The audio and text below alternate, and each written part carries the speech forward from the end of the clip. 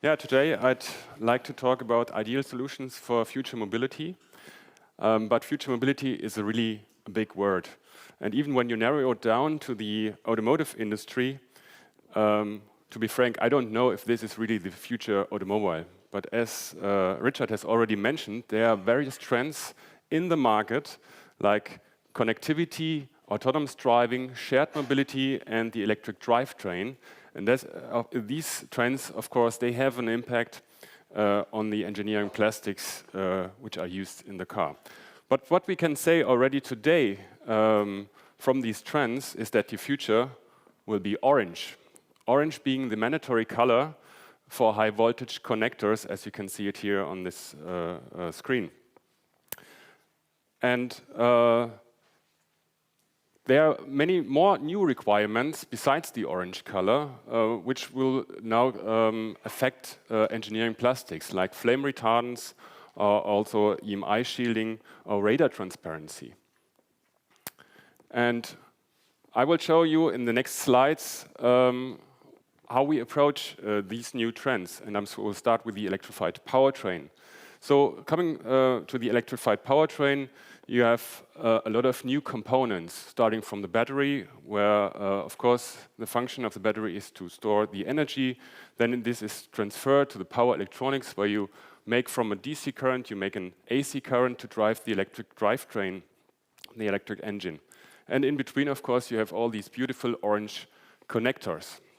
What you can already see from here, I plotted the temperatures of those applications, is that although the drivetrain is colder than a classic combustion drivetrain, it's still very high, and it's mandatory that you need high temperature or thermally stable engineering plastics.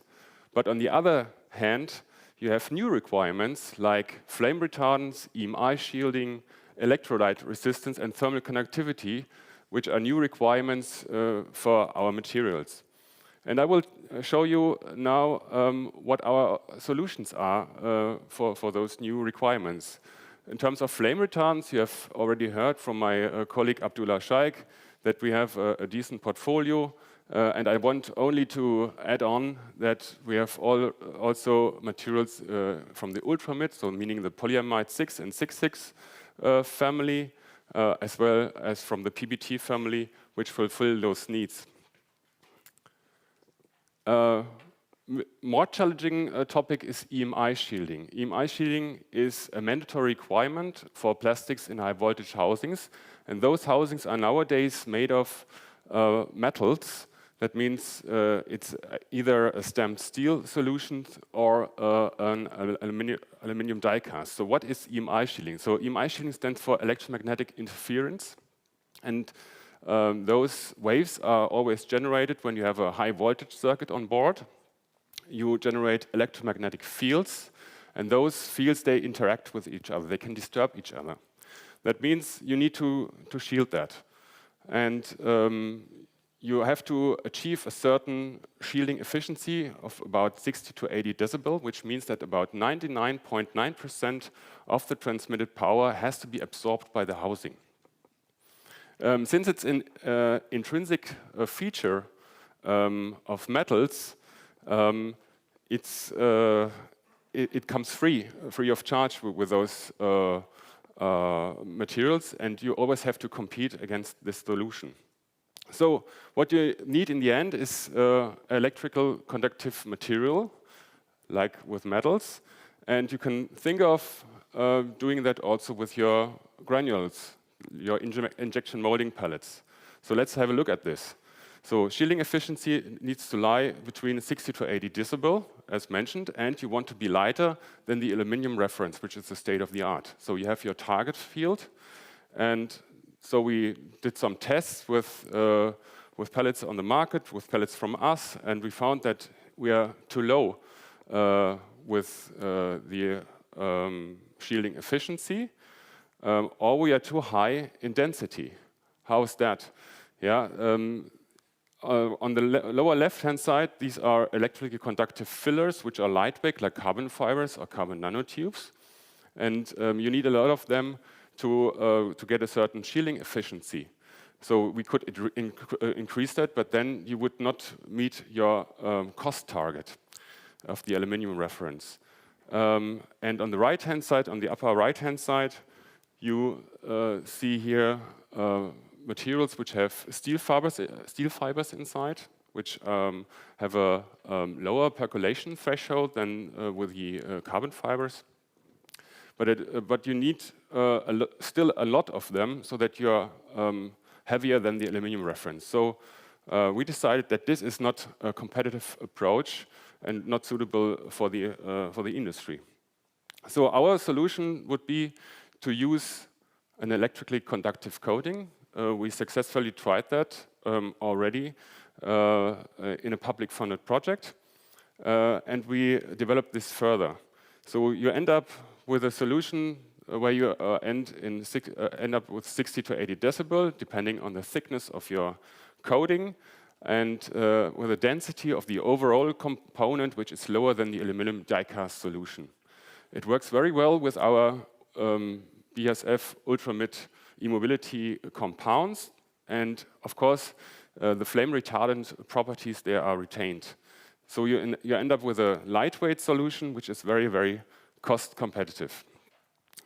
Having said that, I want to switch to the automated driving, and when I talk about automated driving, and when you think of automated driving, it's always connected with freedom of not driving by yourself anymore, using the interior in a different way. So interior of the future is of course a topic which is connected to automated driving, but since I'm an engineer and not a designer, I will stick to my roots. But of course you will see also exhibits at the Care Fair at our booth with regard to interior of the future.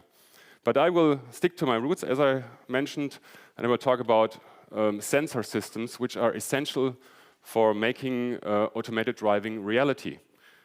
So radar sensors is a big topic because it's already nowadays used in a lot of premium cars for assistance systems, and it will be more and more used also in mass-produced cars. So we think that this is a very, very essential topic to be addressed.